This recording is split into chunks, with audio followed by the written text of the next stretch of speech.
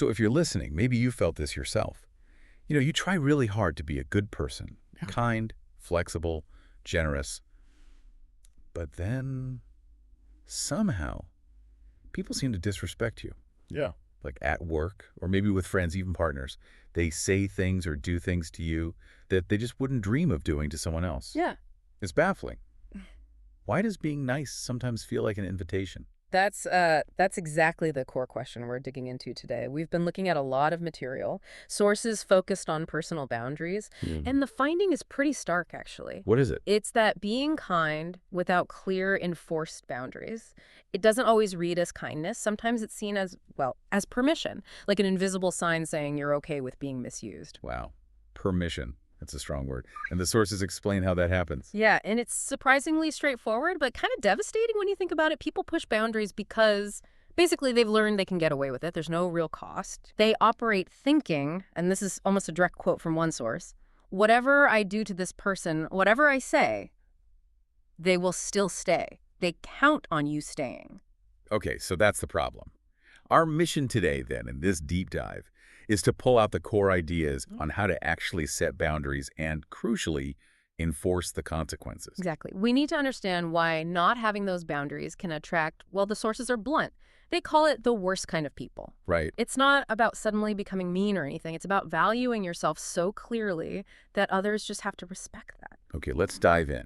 And maybe start with the toughest part. If you decide, okay, today's the day, I'm setting a boundary, what's the first thing the sources warn us about? What should we brace for? Right. The immediate cost. It's predictable, and honestly, it can be pretty painful at first. Backlash. Fierce backlash sometimes. Some who? Mostly from the people who benefited from you not having boundaries before.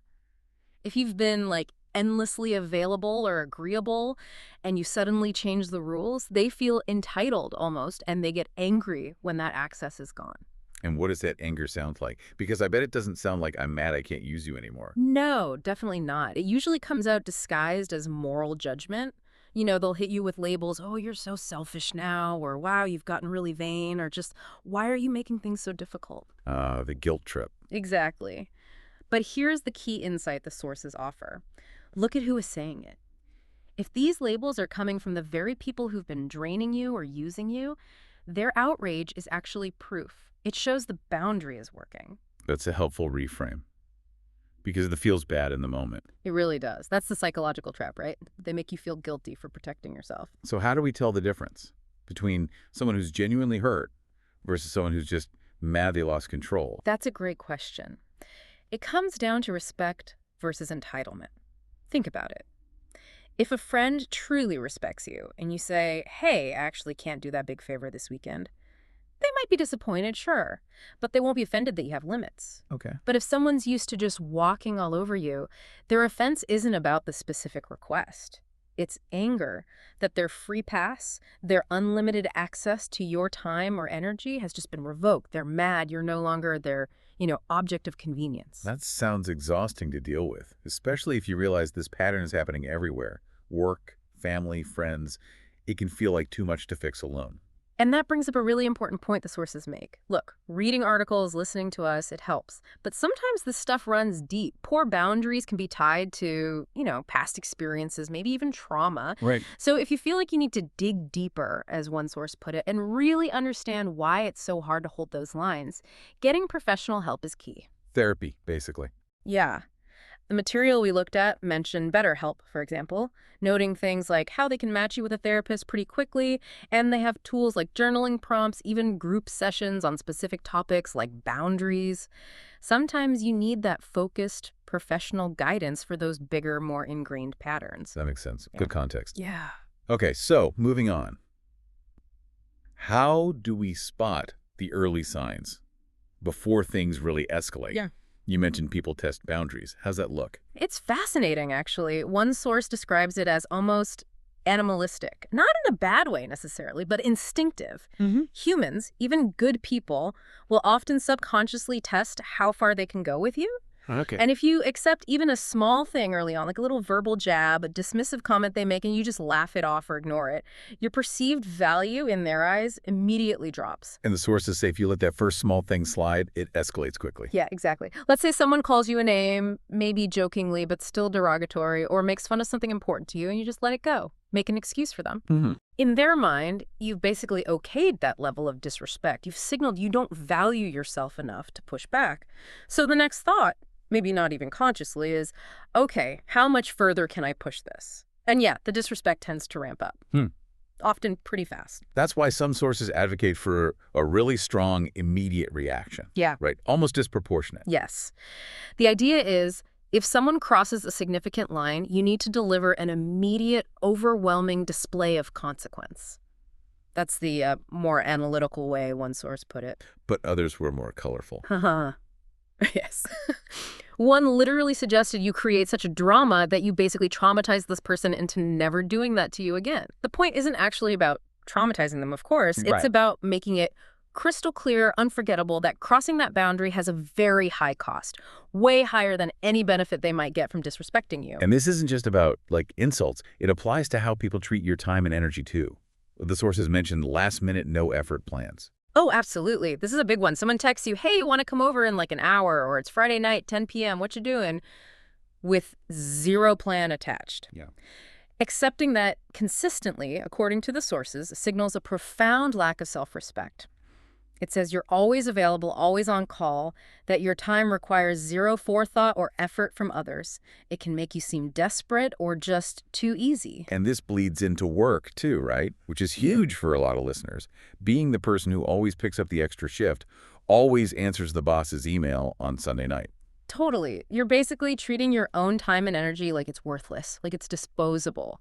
If you don't value your time, why would your boss or coworkers? Yeah. You lose respect, you lose leverage. Being always available becomes the expectation, not you doing them a favor. So the antidote is setting clear standards early on, especially in dating. The sources talk about expecting effort. They even use the term princess treatment. Yeah, though maybe think of it less as princess and more just baseline respect treatment. The point is, requiring effort is itself a boundary. How so? It means setting a standard from the get-go. Your partner needs to put actual effort into the relationship, planning a real date, showing appreciation, gestures that show genuine investment. If they don't, you won't continue the relationship. It's a non-negotiable for you staying, not a wish list item. Got it. So that's recognizing the test. Now let's get practical. Section 3. How do we actually do this? Okay. How do we enforce these boundaries day to day? Starting with privacy. Right. Protecting your personal information. This is huge. You absolutely have to get comfortable saying no when people pry into things that aren't their business. Like when? Like constantly fishing for information, as one source put it.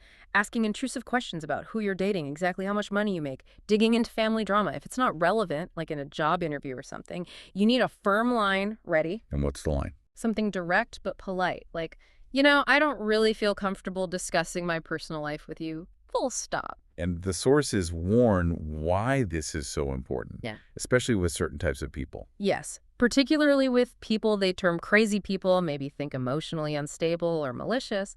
They warn that oversharing gives these people ammunition. Ammunition. Yeah.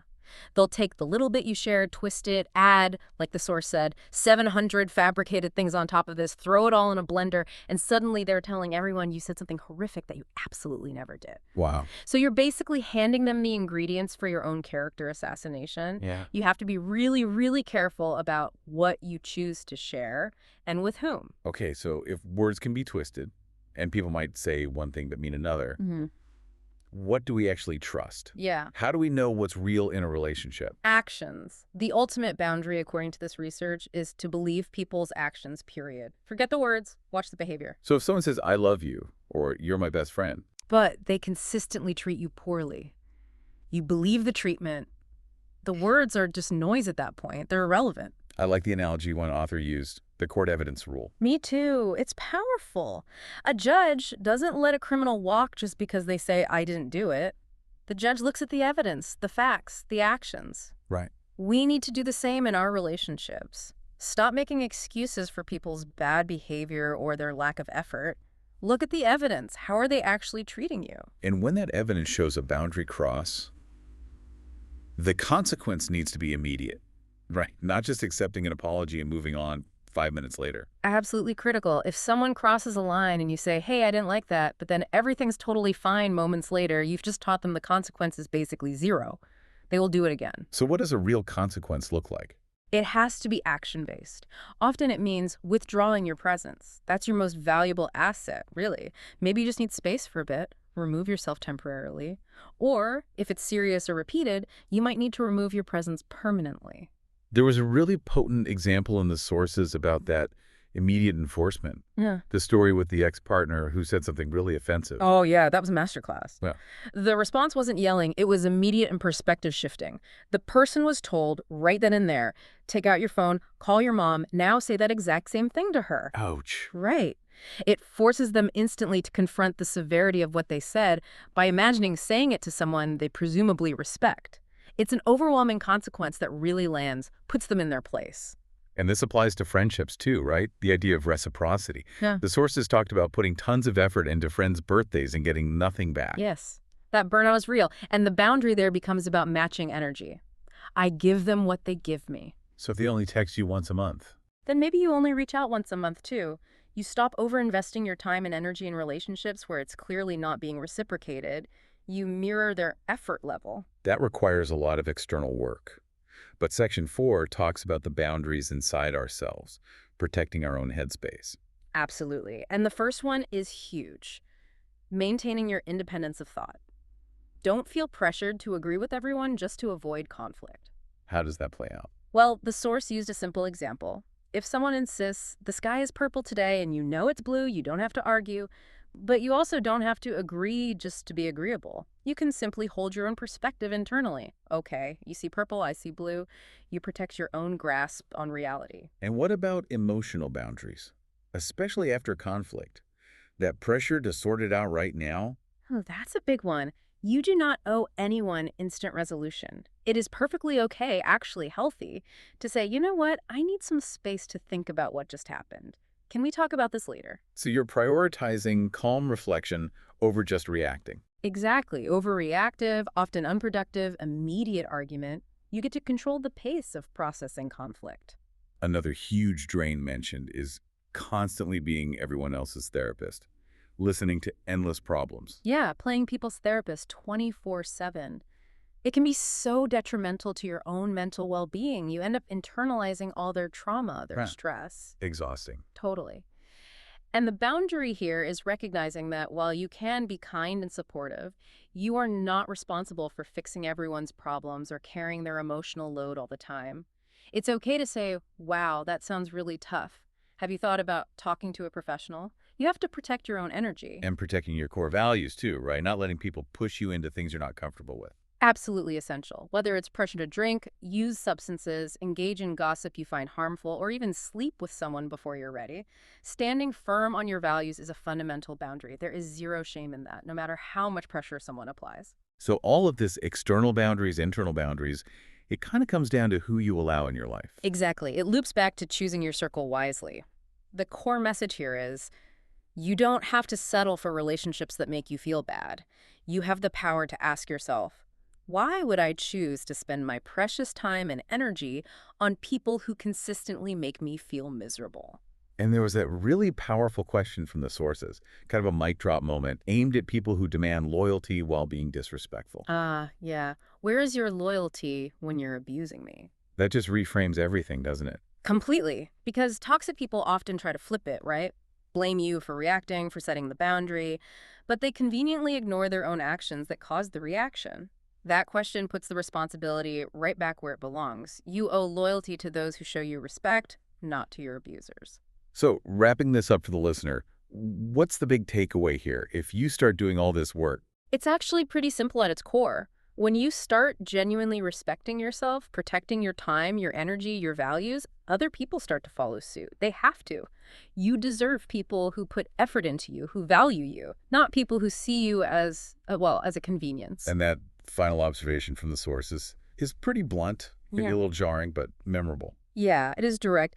Basically, it's arguing that it's So much better to be regarded as a bitch, but people respect you, than people literally constantly walking all over you and you coming home and feeling bad about yourself constantly. So respect over popularity. That's the trade-off. Sometimes, yes. Okay, but if this feels like a massive mountain to climb, changing lifelong patterns, the advice is to start small. Definitely. Don't try to overhaul everything overnight. Practice in low-stakes situations first. The example given was like, at the hair salon, they hold up the mirror, ask, do you like it? And if you secretly hate it, Say something. say something.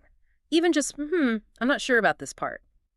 Practice asserting your preference gently in these small, safe environments. It builds the muscle, the confidence for those bigger, more important relationship boundaries. That makes sense. Build the muscle. And it connects back to that idea about value. Right. You cannot beg someone to see your value. You can't convince someone who is determined not to see it. If they don't get it, they don't get it. Your value isn't dependent on their approval. It just is. Stop trying to earn it from people who aren't willing to give it. Okay, so that leaves us with our final thought for you, the listener, to chew on this week. It builds on everything we've discussed. What is it? If you truly, fully accept the idea that not everyone has to like you, and more importantly, that you are genuinely okay with that, how does that realization change the way you choose who gets access to you and how you enforce your boundaries, especially in your closest relationships? What becomes possible when you finally let go of needing everyone's approval? Think about that.